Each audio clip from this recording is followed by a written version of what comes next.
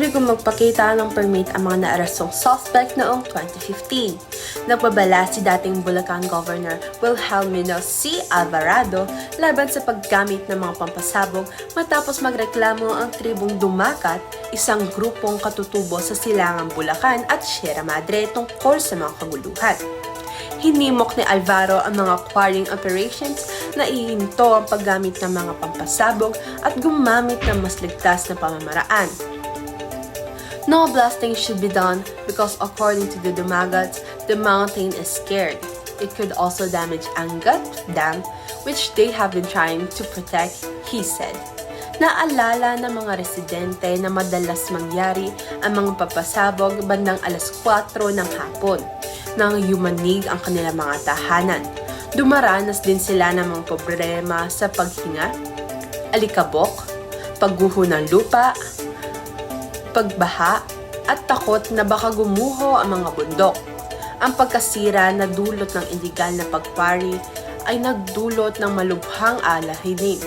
Sinabi ng mga residente na ang kanilang buhay ay patuloy na nagugulo ng malakas na pagsabog. Illegal quarrying has done enough damage.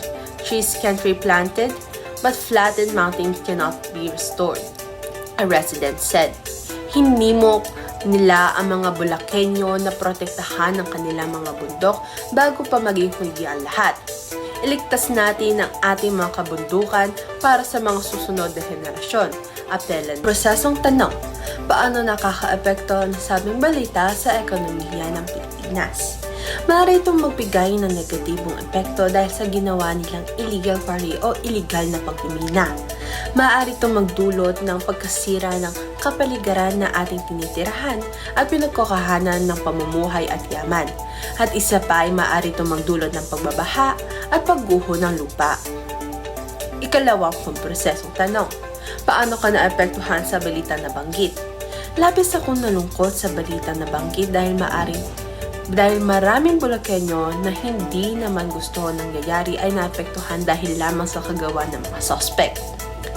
Ikatlo, ano ang aking nakuhang aral sa balitang binanggit? Ang aral na aking nakuha ay dapat natin pahalagahan ang ating kapaligiran dahil ito lamang ang tanging makakapagligtas sa atin sa bawat sakuna na nangyayari. Ayun lamang po, maraming salamat sa pakikinig.